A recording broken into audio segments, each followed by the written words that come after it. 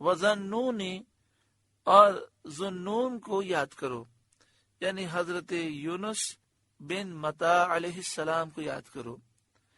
اِذْ ذَهَبَ مُغَاضِبًا، جب وہ چلے غصے میں بھرے ہوئے، جلال میں بھرے ہوئے، یعنی آپ اپنی قوم سے ناراض ہو کر تشریف لے گئے، کیونکہ قوم نے آپ کی دعوت قبول نہ کی، نصیحت نہ مانی، اب وہ کفر پر قائم رہے۔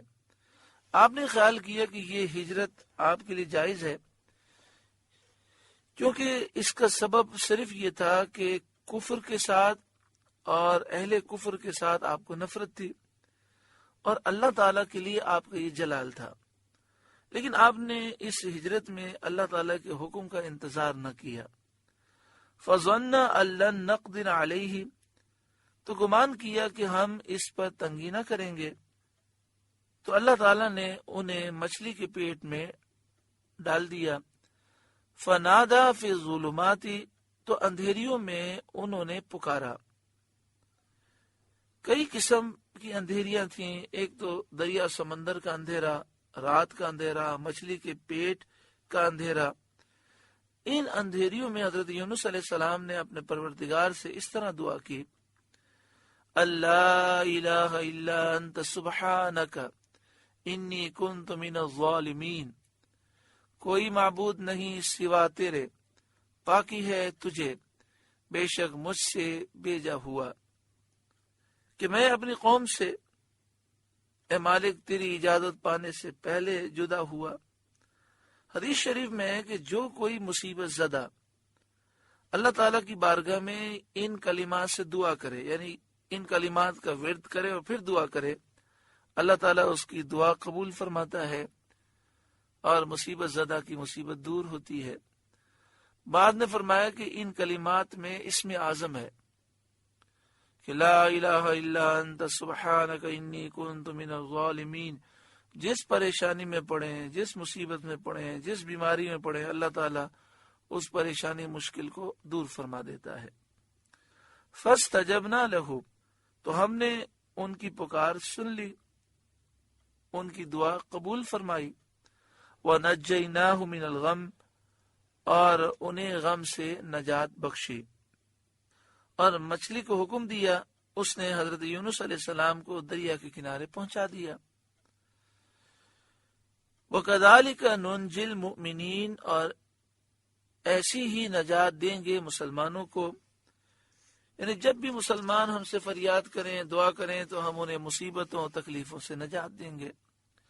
وَزَكَرِيَّا إِذْ نَادَى رَبَّهُ، اور زکریا کو یاد کرو جب انہوں نے اپنے رب کو پکارا، رب لا تذرنی فردا، اے میرے رب مجھے اکیلا نہ چھوڑ، یعنی بے اولاد نہ چھوڑ، بلکہ مجھے بیٹا دے جو میرا وارث ہو۔ اور بیٹا مانگنے کا مقصد بھی یہ تھا کہ وہ میرے مشن کو آگے چلائے، میرا علم آگے پہنچائے اور دین میں لوگوں کو فتنہ نہ کرنے دے۔ وَأَنْتَ خَيْرُ الْوَارِثِينَ، اور تو سب سے بہتر وارث ہے۔ مخلوق کی فنا کے بعد تو ہی باقی رہنے والا ہے۔ مدعا یہ ہے کہ اگر تو مجھے بیٹا نہ دے، وارث نہ دے، تو بھی کچھ غم نہیں، کیونکہ تو بہتر وارث ہے۔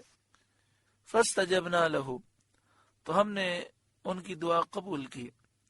وَوَهَبْنَا لَهُ يَحْيَىٰ، اور انہیں یحییٰ عطا فرمایا۔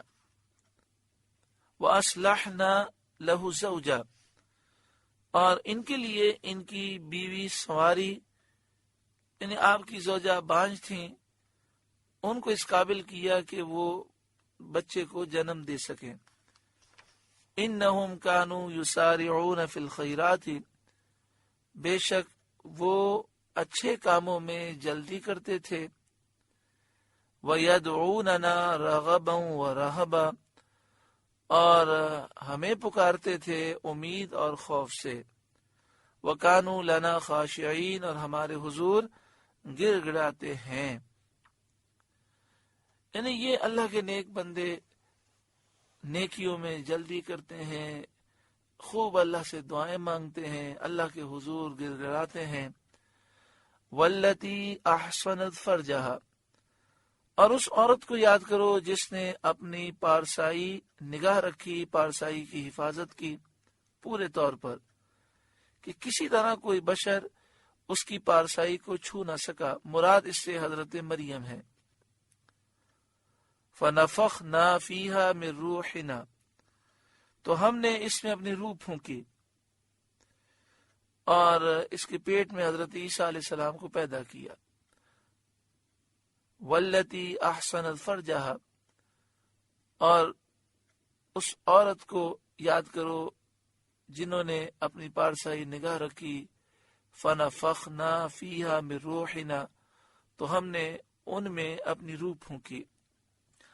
وجعلناہا وابنہا آیۃ للعالمین، اور انہیں اور ان کے بیٹے کو سارے جہاں کے لیے نشانی بنایا، یعنی اپنے قدرت کے کمال کی نشانی بنایا کہ حضرت عیسیٰ علیہ السلام کو حضرت مریم کے پیٹ سے بغیر باپ کے پیدا کیا۔ ان ہذہ امتکم امۃ واحدہ، بے شک تمہارا یہ دین ایک ہی دین ہے، دین اسلام، یہی تمام نبیوں کا دین ہے۔ اس کے سوا جتنے دین ہیں سب باطل ہیں، سب کو اسی دین اسلام پر قائم رہنا لازم اور ضروری ہے۔ وَأَنَا رَبُّكُمْ فَاعْبُدُونَ، اور میں تمہارا رب ہوں تو میری عبادت کرو۔ وَتَقَطَّعُوا أَمْرَهُمْ بَيْنَهُمْ، اور اوروں نے اپنے کام آپس میں ٹکڑے ٹکڑے کر لیے، یعنی دین میں اختلاف کیا اور فرقے فرقے ہو گئے۔ دین اسلام ایک ہی ہے، یہودیت عیسائیت یہ بات کی پیداوار ہے۔ نبی اکرم صلی اللہ علیہ وآلہ وسلم سے جو دین ہمیں ملا، اس میں آپ دیکھیں دین کی جو بنیاد ہے وہ ہے اللہ والوں کی تعظیم، ادب، انبیاء کی تعظیم، صحابہ کی تعظیم، اہل بیت کی تعظیم، اولیاء کی تعظیم۔ یہ تو انگریزوں کے دور میں ایسے لوگ پیدا ہوئے جو میلاد کو بدعت کہنے لگے، کھڑے ہو کر صلاۃ السلام کو بدعت کہنے لگے۔ انگریزوں کی آمد سے پہلے تو سارے مسلمان ان چیزوں پر متفق تھے، بلکہ انگریزوں نے مکہ شریف مدینہ شریف میں جو قبضہ کرایا دشمنان اسلام کا، اور انہوں نے مزارات شہید کیے، اس سے پہلے تو بقی شریف میں جنت المالا میں مزارات موجود تھے، اور صدیوں سے مسلمانوں کے معمول تھا، اور سارے علماء اس پر متفق چلے آئے۔